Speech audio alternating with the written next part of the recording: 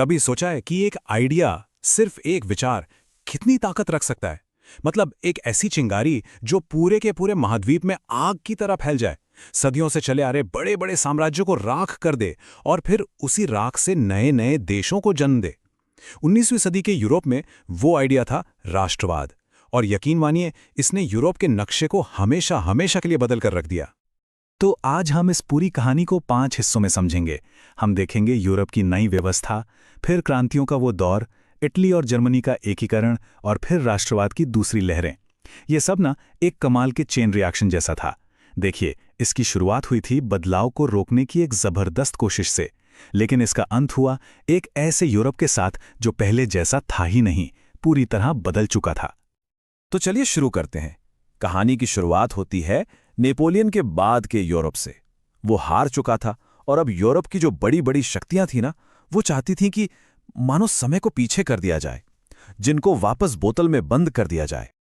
और इस कोशिश का सबसे बड़ा चेहरा थे ये साहब, ऑस्ट्रिया के chancellor Klemens von Metternich. Metternich के लिए फ्रेंच रेवोल्यूशन से निकले ये नए नए आइडियाज थे ना, जैसे आज़ादी, बराबरी और सबसे बढ़कर राष्ट्रवाद। ये सब जहर थे।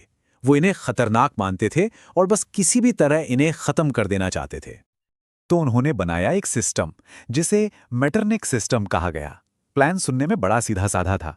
ऑस्ट्रिया, प्रशा, रूस, ये सब बड़ी ताकतें एक साथ आईं और तय किया कि भाई अब से यूरोप में पावर का बैलेंस रहेगा। कोई भी एक देश इतना ताकतवर नहीं बनेगा कि नेपोलियन की तरह सब पर हावी हो जाए। और हाँ, सबसे जरूरी बात, अगर कहीं भी क्रांति की जरा सी भी आहट हुई तो सब मिलकर उसे कुचल देंगे। तो उन्होंने किया क्या? सबसे पहले तो नेपोलियन ने जो भी बदलाव किए थे सबको पलट दिया। फ्रांस में जहां से क्रांति शुरू हुई थी, वहां वापस पुराने बर्बन राजघराने को गद्दी पर बिठा दिया। फ्रांस की ताकत को कम करने की कोशिश की और राष्ट्रवादी भावना, उसे तो जड़ से उखाड़ फेंकने की कसम खा ली थी। मतलब मकसद साफ था, पुरानी दुनिया, पुराने राजा महाराजा, सब कुछ वैसा ही रहे जैसा क्रांति से पहले था। लेकिन कहते हैं ना, आप किसी विचार को कैद नहीं कर सकते। मेटरनिक और बाकी सब ने पूरी कोशिश की, पर वो जिनको बोतल में वापस बंद करना चाह रहे थे, वो तो अब आजाद हो चुका था। और यहीं से शुरू हुआ क्रांतियों का एक नया दौर। पहला डोमिनो गिरने वाला था।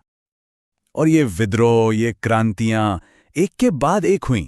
देखिए, 1830s में फ्रांस में जुलाई क्रांति हुई, राजा को गद्दी छोड़नी पड़ी। इसी दौरान पोलैंड और इटली में भी राष्ट्रवादी विद्रोह शुरू हो गए। और फिर आया 1848 का साल, फ्रांस में फिर एक क्रांति हुई। इस बार तो राजा को हटाकर एक रिपब्लिक ही बना दिया गया। और इसकी आग ऐसी फैली कि जर्मनी, ऑस्ट्रिया, हंगरी, पूरे यूरोप में विद्रोह भड़क उठे। इसे स्प्रिंग टाइम ऑफ पीपल्स भी कहते हैं। मतलब जैसे लोगों के जागने का मौसम आ गया हो। और इस बात को सबसे अच्छी तरह से किसने समझा? खुद मेटरनिक ने। उनका एक बहुत मशहूर कोट है, जब फ्रांस चीखता है तो बाकी यूरोप को सर्दी लग जाती है। और ये बात बिल्कुल सच थी। फ्रांस उस वक्त रेवोल्यूशनरी आइडियाज का एपिसेंटर बन चुका था। वहां पत्ता भी हिलता था तो पूरे यूरोप में तूफान आ जाता था। तो अब एक एक करके इन डोमिनोज को गिरते हुए देखते हैं। सबसे पहले बात करते हैं इटली की। वही इटली जिसे मेटरनिक मजाक में सिर्फ एक जियोग्राफिकल एक्सप्रेशन कहते थे। मतलब कोई देश नहीं, बस नक्शे पर जमीन का एक टुकड़ा। देखते हैं ये जमीन का टुकड़ा एक राष्ट्र कैसे बना। जरा इन नक्शों को देखिए। बाईं तरफ जो नक्शा है वो है 1858 से पहले का इटली। देखिए कैसे ये अलग अलग टुकड़ों में बटा हुआ है। कुछ राज्य हैं, कुछ पर विदेशी ताकतों का कब्जा है, खासकर ऑस्ट्रिया का। मतलब कोई एक इटली था ही नहीं। और अब दाईं तरफ का नक्शा देखिए, ये है 1871 का, एक यूनिफाइड इटली, एक देश। ये जो ट्रांसफॉर्मेशन है ना, यही राष्ट्रवाद की ताकत का सबसे बड़ा सबूत है। और इतना बड़ा काम अकेले नहीं हो सकता था। इसके पीछे थे 4 हीरो। सबसे पहले जुसेप माज़िनी, जिन्हें इटली की आत्मा कहा जाता है। उन्होंने ही लोगों के दिलों में आजाद इटली का सपना जगाया। फिर थे काउंट कावुर, ये थे इस मिशन के दिमाग, एक ब्रिलियंट डिप्लोमैट। और फिर थे जुसेप गारिबाल्डी, यानी कि तलवार, एक कमाल के जनरल। और आखिर में किंग विक्टर इमैनुअल II, जो बने इस नए देश का ताज, एकीकृत इटली के पहले राजा। इनमें से क्यावूर का रोल बहुत अहम था। वो बहुत चतुर थे। उन्हें पता था कि इटली को एक होने से रोकने वाली सबसे बड़ी ताकत ऑस्ट्रिया है। तो उन्होंने क्या किया? उन्होंने फ्रांस के साथ एक डील की, एक क्लेवर अलायंस। और फिर मिलकर ऑस्ट्रिया को इटली से बाहर का रास्ता दिखा दिया। ये एक मास्टर स्ट्रोक था। इटली की कहानी तो हो गई, अब चलते हैं जर्मनी की ओर। अगर इटली का एकीकरण एक पैशनेट रोमांटिक कहानी जैसा था, तो जर्मनी का एकीकरण वो था एक कोल्ड कैलकुलेटेड मिलिट्री ऑपरेशन। इसे गढ़ा गया था खून और लोहे से। जर्मनी की हालत भी कुछ कुछ इटली जैसी ही थी, बल्कि शायद और भी खराब। कोई एक जर्मनी था ही नहीं, 300 से भी ज्यादा अलग अलग राज्य थे, और इन सब पर दादागिरी चलती थी ऑस्ट्रिया की। और इस बिखरे हुए जर्मनी को एक करने का जिम्मा उठाया एक शख्स ने, ऑटो वॉन बिस्मार्क, प्रशिया के चांसलर। बिस्मार्क का फिलॉसफी बहुत क्लियर था। उन्होंने कहा था, आज के बड़े सवाल भाषणों और वोटों से हल नहीं होंगे, वो हल होंगे खून और लोहे से। और यही थी उनकी मशहूर ब्लड एंड आयरन पॉलिसी।